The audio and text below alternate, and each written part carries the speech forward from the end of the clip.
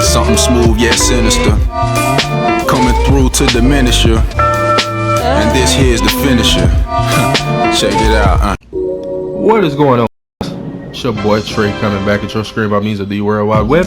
And today we're going to get caught up on all of the GGC content so far in Global Brave Frontier by knocking out the ARC GGC, alright? So this is confronting a guard level 3, alright? So ran in here with pretty much the same squad I used for the last GGC, the Six Pillars Rebellion, alright? Got it done without too much of a hassle, right? So this GGC is 50 energy, only 2 battles, guys, but it's still going to take you a little bit of time to complete, all right? Can be quite a lengthy process here, but it's not too difficult as long as you know what to do, especially now that we got the Omni units up in here. When this GGC first released, we didn't have the Omnis, but now we do, and boy, I must say they make a big difference. So right now, just showing you my squad, my spheres, my setup, and everything like that, and then we're gonna dive in head first, baby. Get this thing done for you. What?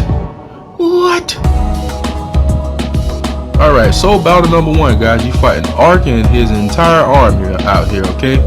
So first thing you want to do, toss a Fujin on your mitigator, which if you have Magers, I highly recommend them with the 2-turn 50%.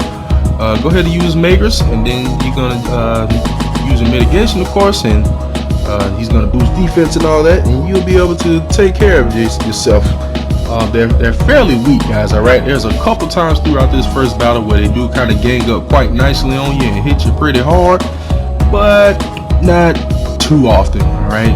And as long as you got mitigation, nice defense boost and stuff like that, it shouldn't be anything that should kill you either, okay? But other than that, there's no real strategy to this battle, guys. Just try to keep your HP high. Definitely try to mitigate. There's like no super ultimate attacks you really need to watch out for, honestly. Just keep your HP high, mitigate every turn, or make sure you have mitigation every turn, all right? And you should be just fine, all right? This battle is over. Well, actually, they all have Angel Idol effect, all right?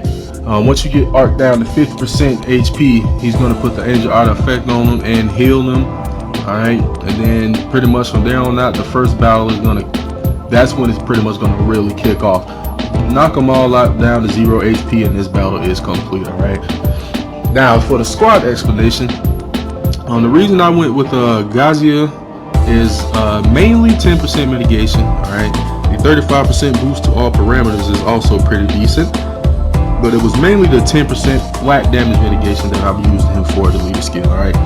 Also, it's recommended to bring 2 mitigators just as a backup, alright? You don't have to bring 2 mitigators, but having 2 mitigators just makes sure you are able to do something in the second battle correctly.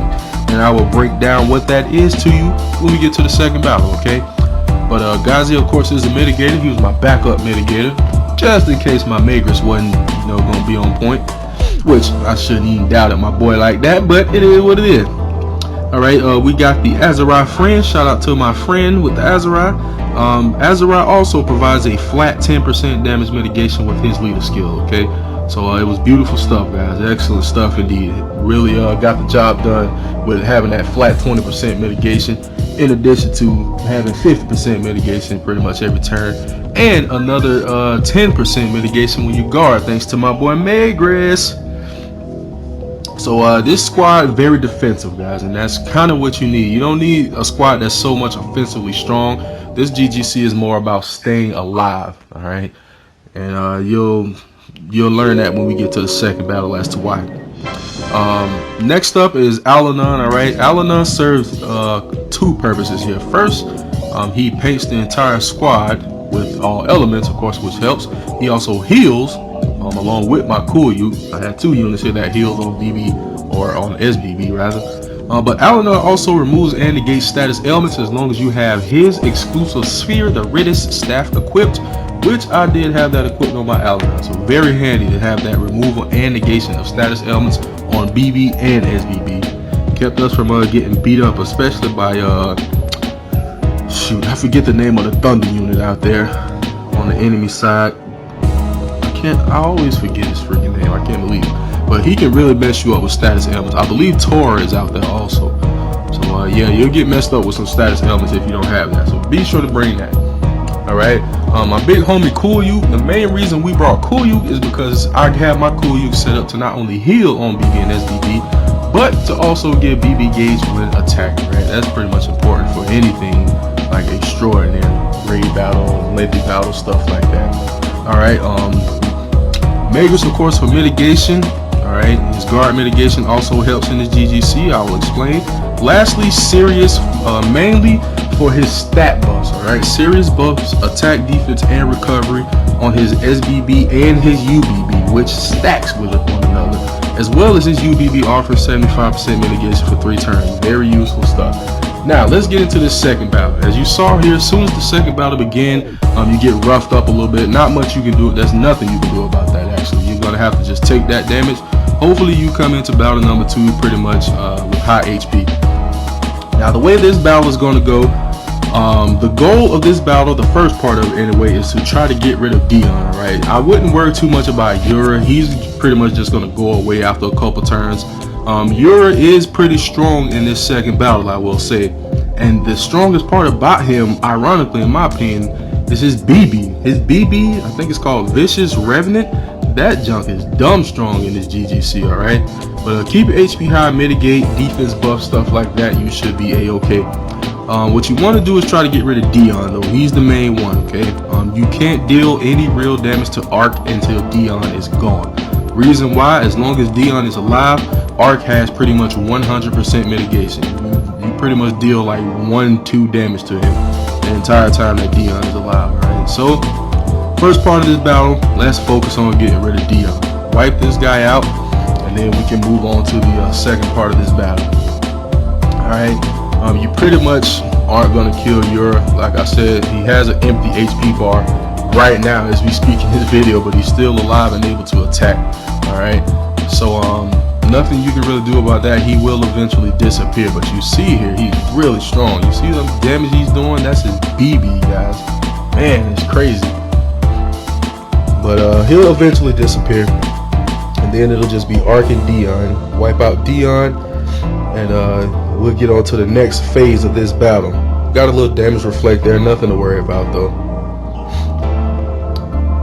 It did leave me in a little bit of a bind, as you can see there, but nothing a revive won't take care of. You know what I'm saying? Can't keep the Lord Makers down forever, son. You know that. Alright, so Yura's now gone. Alright, so now it's down to 2. Now the focus is to just take out Dion.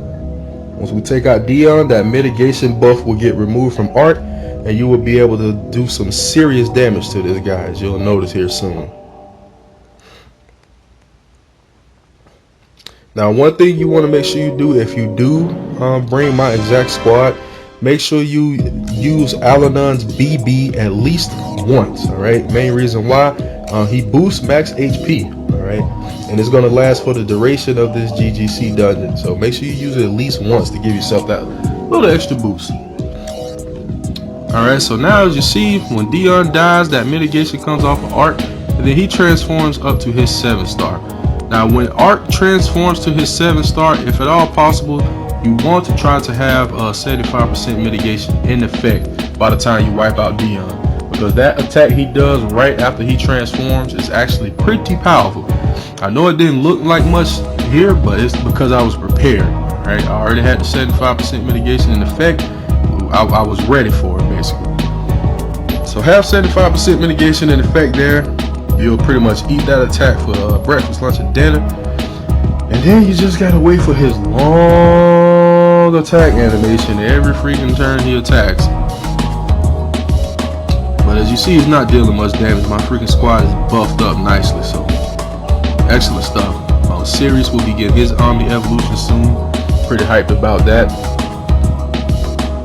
But oh, I forgot to mention another reason we're using Sirius. BB gauge on Spark, most definitely good stuff, especially against a single unit like this. Okay, when you have a single unit like this, it's always a wonderful thing to have BB gauge on Spark. It really helps keep things up as far as the BB gauge goes. So basically, once Art transforms to his 7 stars, this is where survival comes into play, guys. You want to try to survive. Now, granted, I'm freaking kicking his butt because I just can't. But the point is to survive, alright? 4 turns after Art turns into his 7-star form, a move is going to get used called Gate, alright? And you'll know when it's coming because the turn before, he's not going to do anything. All you have to do, guys, is make sure one person survives that. Now, granted, I used the Lord Magrus. My Magrus has 2-turn mitigation, so I used in the previous turn, plus his guard mitigation, plus the 2 leader skills here. I just guarded everyone, and as you saw, only Alanon died. And once you survive that, the battle's over. He's dead, alright? That's it. Bada boom, bada bing. GGC done. So, for completing this GGC, you not only get a bunch of Zeal, a bunch of Karma, a few gems, but you also get a sphere called the Oracle Bangle. So what it does, 40% boost to attack, max HP, restores HP BB gauge each turn, and spark damage slightly restores HP and BB gauge, alright? So pretty decent sphere. I'm going to show you the sphere real quick here in game, and that's going to wrap the video up. So if you enjoyed it, give it a thumbs up. If you haven't already, subscribe to the channel. And if you wish to join the Facebook group, link down below in the description, guys. Other than that, thanks for watching and hanging out, and I'll catch you guys in the next video. Peace out.